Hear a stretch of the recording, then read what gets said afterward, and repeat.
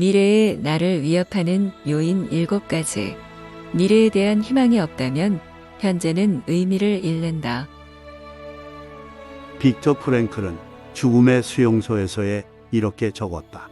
미래에 대한 믿음을 잃은 수용자는 불행한 결말을 맞았다.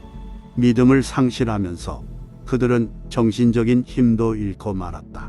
그들은 스스로 무너져 내렸으며 정신과 신체가 파괴되는 길로 들어섰다. 빅터 프랭클은 죽음의 수용소에서라는 그의 저작에서 미래에 대한 믿음의 상실이 인간의 정신과 육체에 끼치는 파괴적인 영향에 대해 강조했습니다. 이 구절은 단순히 역경 속에서의 희망의 중요성을 넘어서 우리의 존재와 삶의 방향에 대한 더 깊은 질문을 던집니다. 벤저민 하디는 퓨처 셀프를 통해 미래에 대한 긍정적인 비전이 현재의 우리를 어떻게 변화시킬 수 있는지 탐구합니다. 하디에 따르면 미래에 대한 명확한 상상과 믿음은 단순히 희망을 넘어서 우리의 실제 행동과 선택에 영향을 미칩니다. 프랭클의 관찰은 이러한 관점을 강화합니다. 즉, 미래에 대한 믿음을 잃은 순간 우리는 우리의 잠재력과 가능성을 스스로 제한하게 됩니다.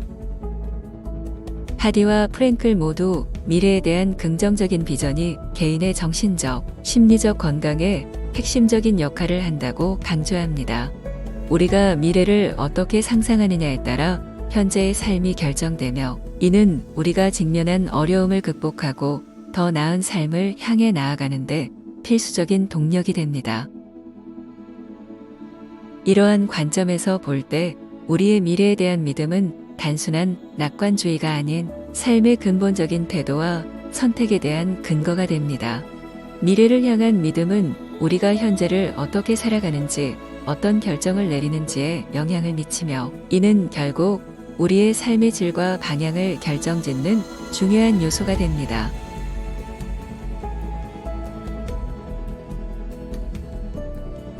(18세기) 미국인의 평균 기대 수명은 40세 이하였다. 하지만 미국 건국의 아버지들 대부분은 그보다 최소한 20년은 더 살았다. 벤저민 프랭클린, 토머스 제퍼슨, 존 애덤스를 비롯한 몇몇은 80대까지 살기도 했다. 기대 수명이 75세인 오늘날로 치면 150세까지 산 셈이다. 목적은 비할 데 없는 생명력과 활력, 열정을 제공한다. 18세기 미국인의 평균 기대 수명은 40세 이하였습니다. 그러나 미국 건국의 아버지들은 이와 대조적으로 훨씬 더 긴 삶을 살았습니다. 벤저민 프랭클린, 토머스 제퍼슨, 존 애덤스와 같은 인물들은 80대까지 살며 현대의 기준으로 보면 마치 150세까지 산 것과 같습니다. 이러한 장수의 비결은 무엇일까요?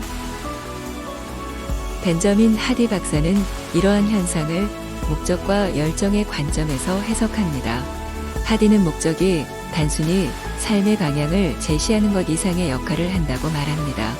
목적은 우리에게 생명력과 활력, 그리고 열정을 제공합니다. 삶의 목적이 있을 때 우리는 더 활기차고 더 오래, 더 건강하게 살 수 있습니다. 이는 단순한 우연이나 행운이 아닙니다. 목적이 있는 삶은 우리의 정신적, 육체적 건강에 긍정적인 영향을 미칩니다. 목적을 가진 사람들은 자신이 추구하는 바에 대한 열정과 의지로 가득 차 있으며 이는 그들의 존재를 더욱 강력하게 만듭니다. 하디 박사의 관점에서 볼 때 목적은 우리 삶의 질을 결정짓는 핵심 요소입니다. 목적이 있는 삶을 살 때 우리는 더 많은 도전을 극복하고 더 많은 성취를 이룰 수 있으며 더 오래, 더 의미 있는 삶을 살 수 있습니다.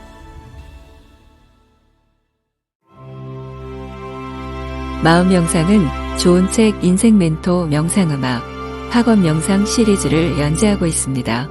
구독과 좋아요로 응원해 주세요. 시청해 주셔서 다시 한번 감사 말씀드립니다.